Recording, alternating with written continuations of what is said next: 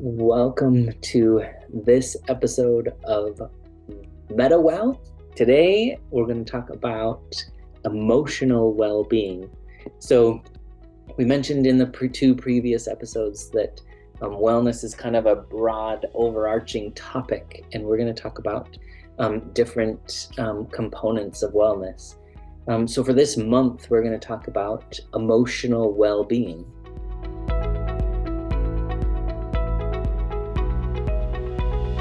Cecil, when we say emotional well-being, what do we mean? What is it? I feel like you could write a whole book on what is emotional well-being. I think people have. Yes, I think you're right. So I guess the lines between a lot of these components to well-being, there's overlap for sure. But when you get at the heart of this particular slice of well-being, it's the internal stuff you think of when you think of emotion and an emotional experience. I think what captures quite a lot of it is your internal experience slash your relating to yourself in different areas and events and as you kind of go about living your life. So it's how you're internally experiencing those things, meaning how you're feeling about it, the response it calls from you, what you make of it, all of those things, as well as kind of how you're relating to yourself as you move through those different experiences. So you can feel good about yourself, feel confident, feel regretful, feel misunderstood, feel all kinds of things. And I'm sure we'll hear lots of examples of those different things as we kind of move through this conversation. But did I successfully take a book and bring it down into a couple sentences? Yeah, I think so. I think one of the things that I guess I would say off the top as well, especially in this component of well-being, but I think in any of the forms of well-being that we'll talk about throughout this podcast, well-being is something distinctly different than the lack of well-being. So just trying to prevent suffering or hardship or whatever, that doesn't mean that you are well. And so I think sometimes we think about, like, if I do self-care when I'm depressed or when I feel sad, then I watch a funny movie and now I've attended to my well-being. And I would say, especially in this emotional component, that doesn't translate straight across. Just trying to do something about the lack of wellness doesn't automatically mean that you are now well. And so I think that one of the things that is useful to think about is, like, what are the hallmarks or what are the indicators of, like, emotional well-being? So as you think about, like, if it's more than just prevention, if it's more than like managing hardship, if you think about, like, what are the indicators of emotional wellness, what do you imagine those are? I'm sure I could muster up a list, but something that feels like it captures a lot of things all at once that comes to mind for me is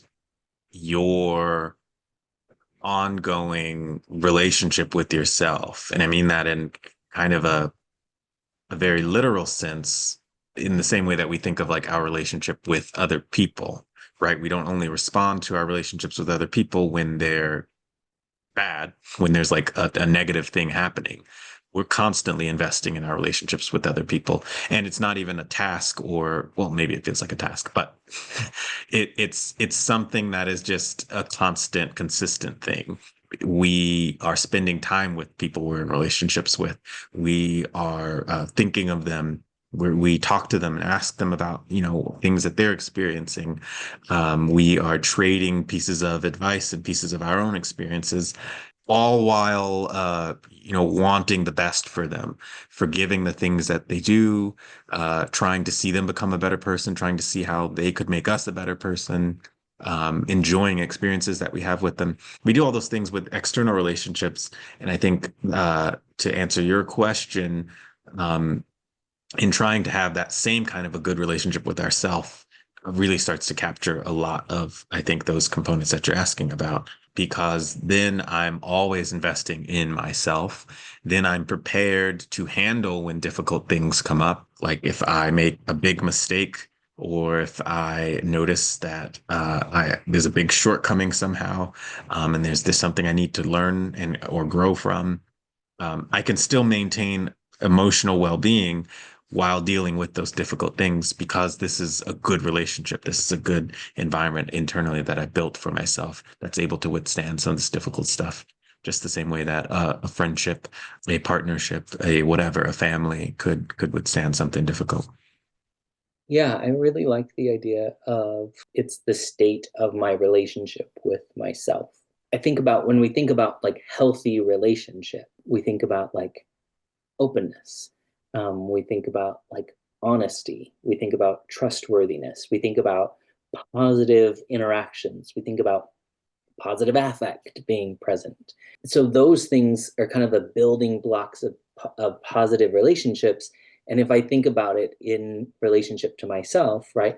If I'm being open with myself, then Mhm. I'm like really accurate with like my perception of who I am. If I'm trustworthy, I'm telling myself the truth. I'm really being like an accurate assessor of what is my emotional state when somebody says something to me.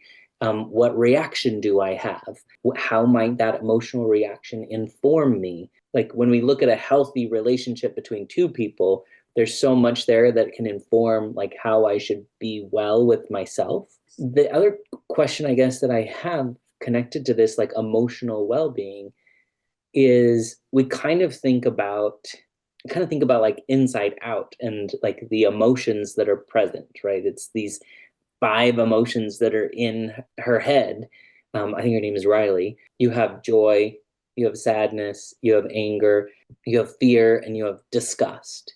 What's interesting about these like emotions is that typically we say joy is a good positive emotion.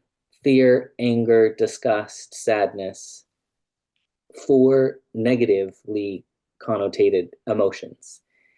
And so I'm wondering, like, if I have a good relationship with myself and if I'm emotionally well, does that mean that I'm like living in joy as much or as often as possible? And these other four I've kind of got a handle on. When you think about like emotional wellness, are there certain emotions I key into and others that I try to minimize? How does that work?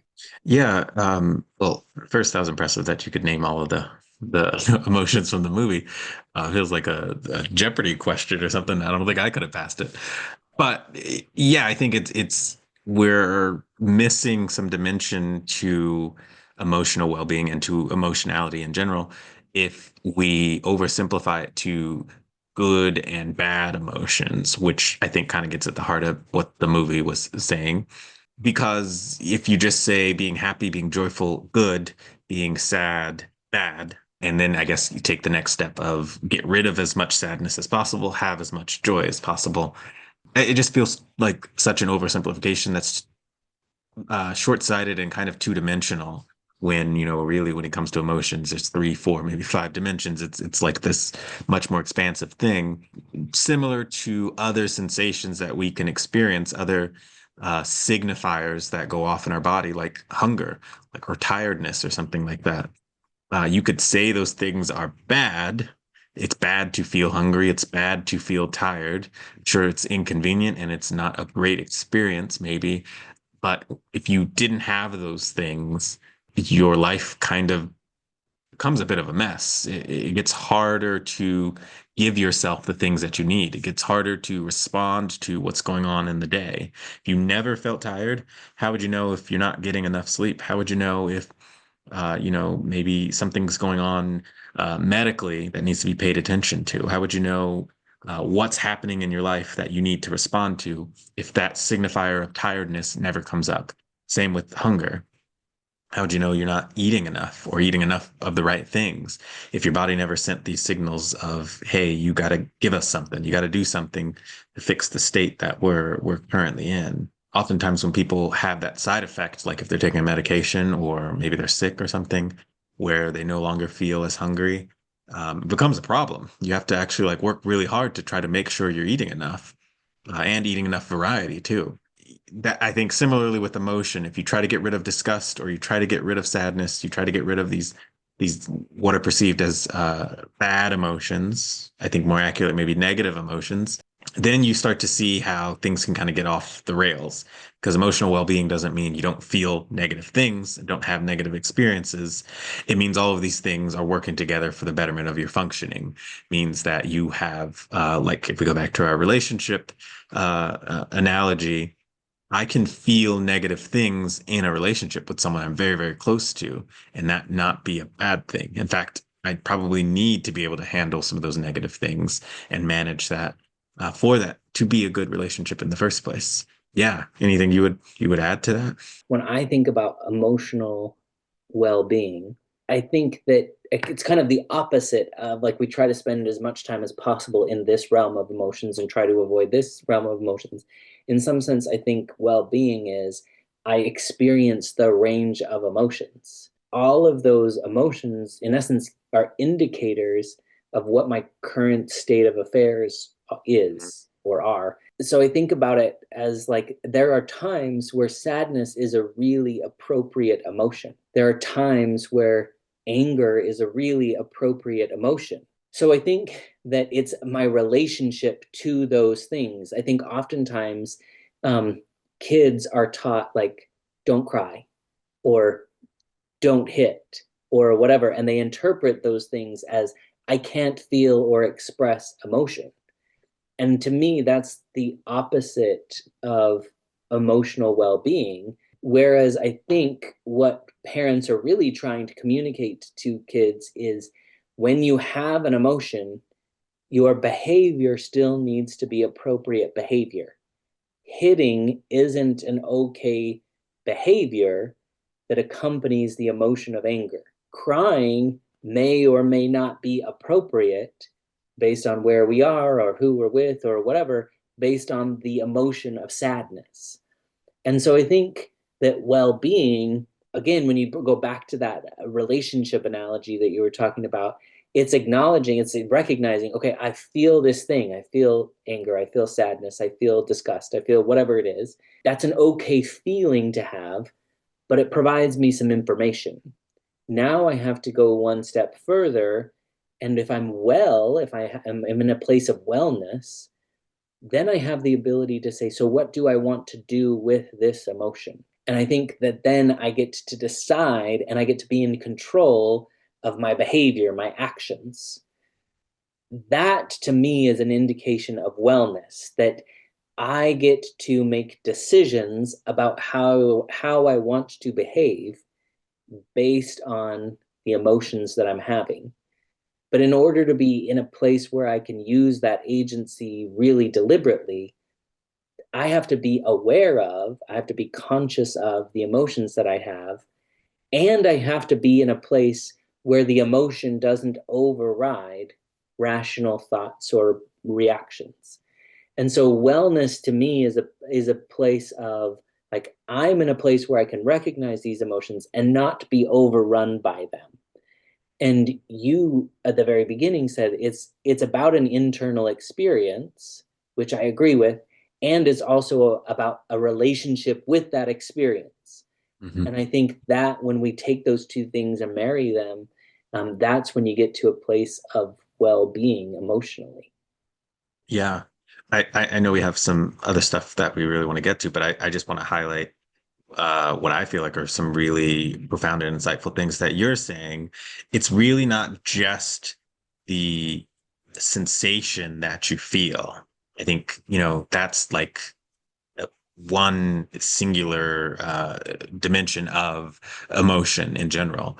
The fact that you feel something, good or bad, you feel sad or you feel whatever the thing is that you're feeling, that's so one-sided.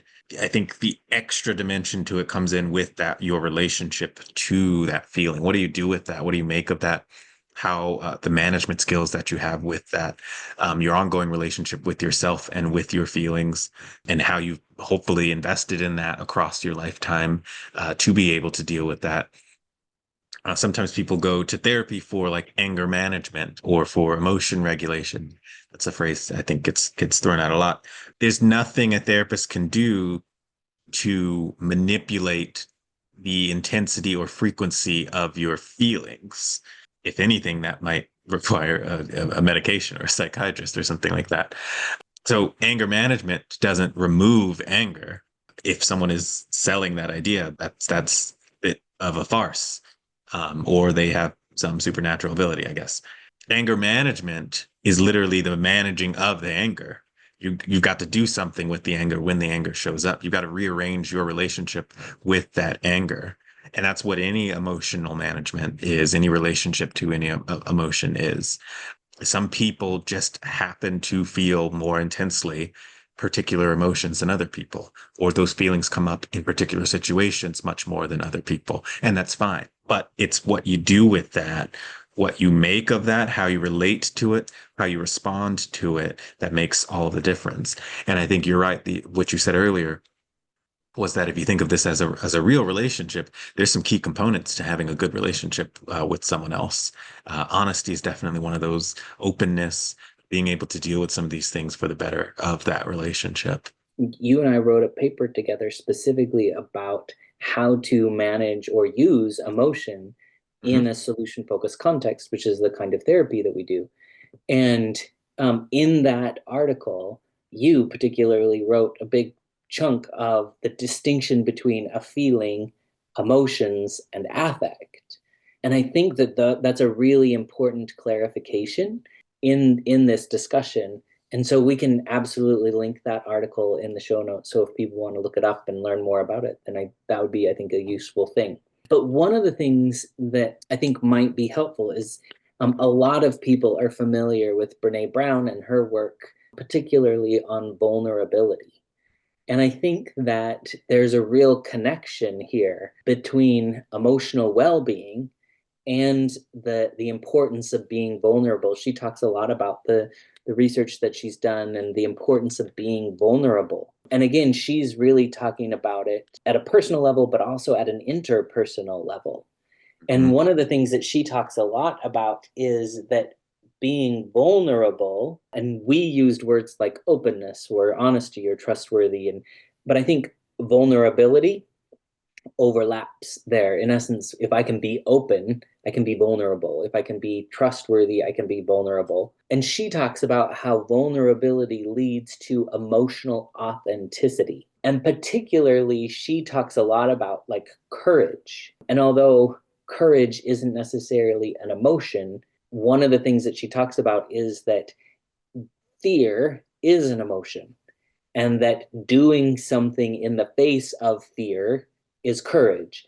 So I have to manage my fear. I have to make deliberate decisions like we were just talking about in order to be courageous in the face of fear. Also, one of the things that she talks about as far as vulnerability goes is this idea of a willingness to fail, that I have to like be willing to try to do something in the face of a scary emotion and be willing to fall down. And that's how I learn. That's how I become more vulnerable. That's how I become better at doing this. As you think about all of the work that Brené Brown has done on vulnerability, how do you make sense of vulnerability as it applies to emotional well-being? She's done a good job of clarifying this particular corner of emotion.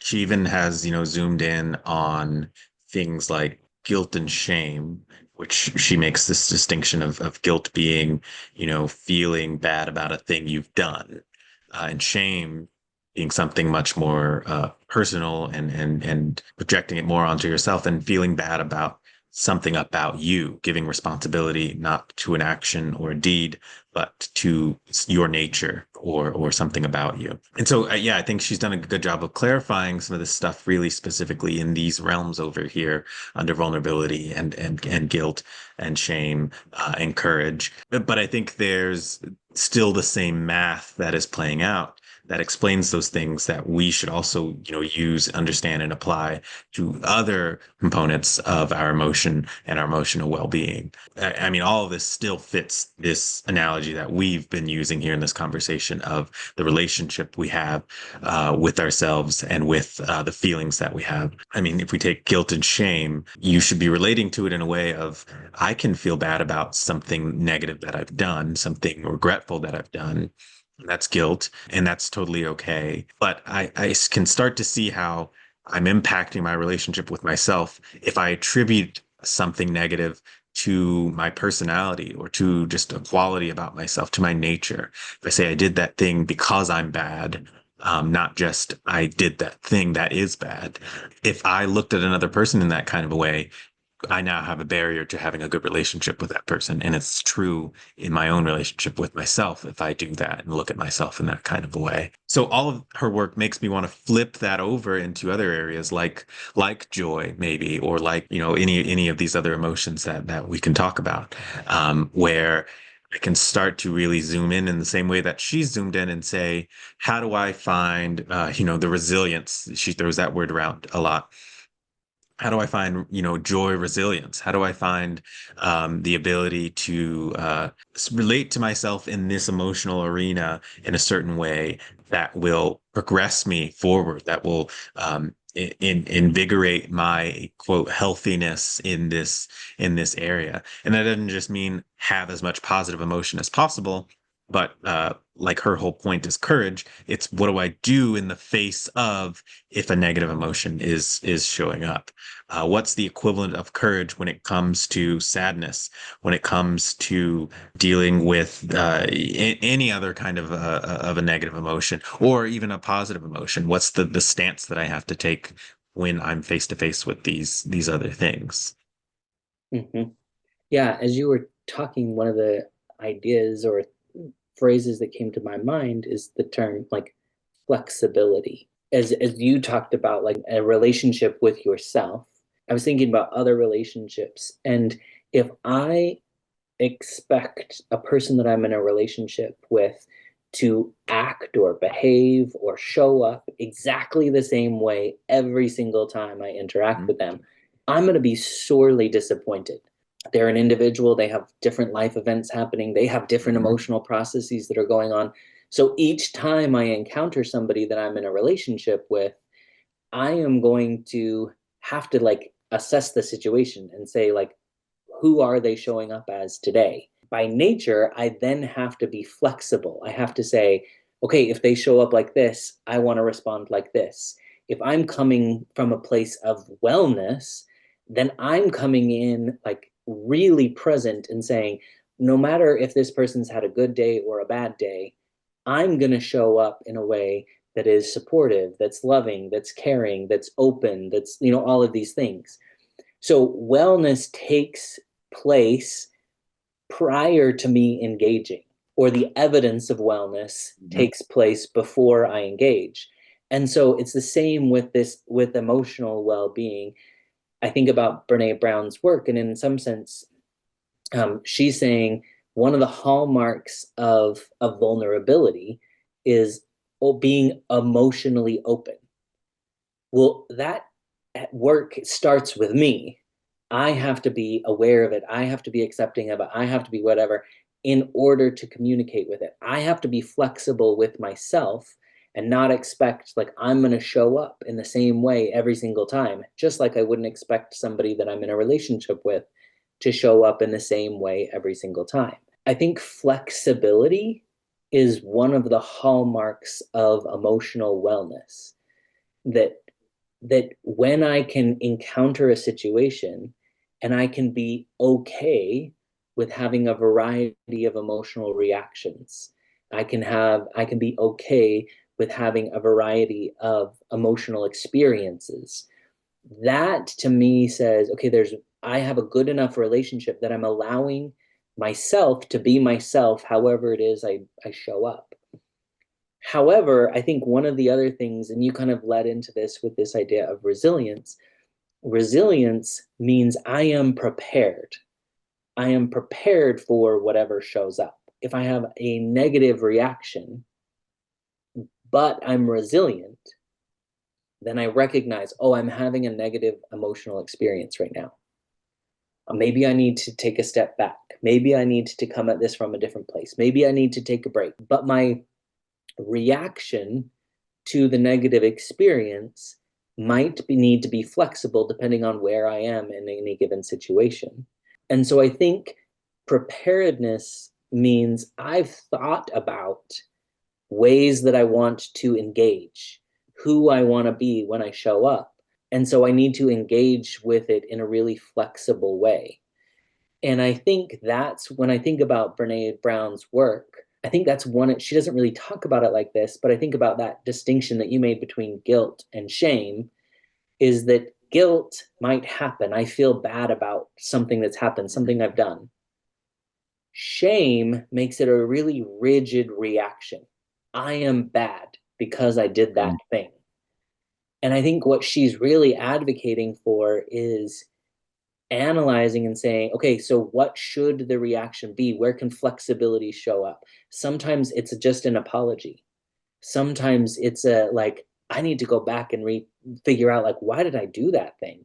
How do I make sure I don't do that again? Rigidity to me seems like a sign that your well-being might be shaky a bit or might be in jeopardy, or that maybe you're not functioning from the most Mhm. the place of most wellness.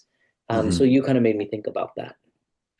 Yeah, that's exactly right. If we keep thinking about this in relational terms, rigidity and a lack of flexibility is almost always going to create problems at some point. Because there's always in any relationship going to be some type of a we disagree on something, or one of us acts in a certain way that is, displeasing to the other person. And if there is a very strong lack of flexibility, that relationship can't really deal with that problem or deal with that moment in the best kind of a way. And your talk about flexibility brought to mind another term for me that I think is almost always really, really important in a significant relationship. And that's a bit of unconditionality. That's like being able to have a sense that this is going to stay true and stay strong and stay relevant, even if I make a mistake, or even if circumstances get hard, or even if blah, blah, blah, a negative thing that might shake or rattle that thing. Um, and you were talking about preparedness before you get to whatever the negative circumstance is. But I think unconditionality adds on top of that preparedness and even says like there's so much of a connection, of a tying to this thing, to this person, to this relationship, or even to this idea that it's more important than whatever the problem is that could come up. Um, I think if you really really love yourself and have a great emotional relationship with yourself, you that love for yourself is way too big to let something suddenly change your mind about who you are. Let something turn you into so shameful that you now think this negative thing about yourself. I think your relationship with yourself is too important to allow that to happen. I think if we convert this over into something like parenting, I've seen lots of parents and families and kids in therapy. And oftentimes that's usually the stance, with really good, solid parents is I care too much about these kids to let a problem, destroy my image of them or get in the way of my relationship with them or change how I relate to them, how I understand them. They don't want to see their kid as this is a bad kid, or this is a kid that a parent that's trying to do the right thing for their kids. Their love for them is much bigger than whatever the circumstances are that are happening. Not only that, maybe you probably know more about this as a parent yourself, but I feel like good parents aren't the parents who have the exact right answer at all times. That I don't think is the universal metric of it. Like they know exactly what to do on every specific instance of what comes up, because I think they need enough flexibility, even from child to child, to be able to say, if the moment presents itself with whichever kid and whichever kind of a situation, we'll figure out how to deal with that thing. But the thing that those really good parents have, instead of having the quote, textbook right answer, I think is that they constantly have some kind of like a prioritization that supersedes everything else. I want my kid to be all right. Usually somewhere far ahead of whatever everything else is that's going on. If something happened, they got in trouble. Are they safe? Are they okay? Are they dealing with this situation in a way that says they're growing? They're growing in the right direction. Am I going to react to them in a way that helps them grow from whatever this situation is? That's usually what they're prioritizing above Did they break something? Did they make me look bad? Did they waste my time somehow because of whatever mistake that they made or something like that? These are all things that you could care about. But I think in trying to be the best parent that you can and trying to promote that relationship you have with your kids and maybe even their relationship with themselves, you prioritize certain things, I think, above all else. And even if you need to kind of come up with what do I do in certain situations, that priority, I think, helps kind of guide that. You actually really triggered. So not long ago, our son was in a car accident. And obviously, you go through, when you hear that news, when you see the impact of the car accident, you go through a range of emotions from, in his case, relief that he's okay, frustration and anger, like how could you possibly have made a choice that resulted in this, regret, right? Like how could I have trusted you? Did we do enough to prepare you for all of these things, right? So there's just like this whole cascade of emotion. But at the same time, when you take a step back and you assess the relationship and you say, what do I want this event to do, or how do I want it to impact our relationship? Then all of a sudden important priorities kind of rise to the top. I want my kid to realize above everything else, I love him the most. He is way more important to me than a car. I'm relieved that he is safe. As I'm driving to the place where he's in an accident, I have to like walk myself through this thing. I know there is a moment where I get out of my car and he is standing on the side of the road and he is going to look at me and he's going to be assessing, how is my dad going to approach me? And I know that he's going to be taking in as much information as he can to decide and determine, how do I need to act in response to him? So I know he's just sitting there waiting and like role playing if he shows up like this, I'll do this. If he shows up like this, I'll act like this. And so I have to, in that moment, say, how do I communicate to him, you are the most important thing. I don't want anything, even this car, to get in between the relationship that we have.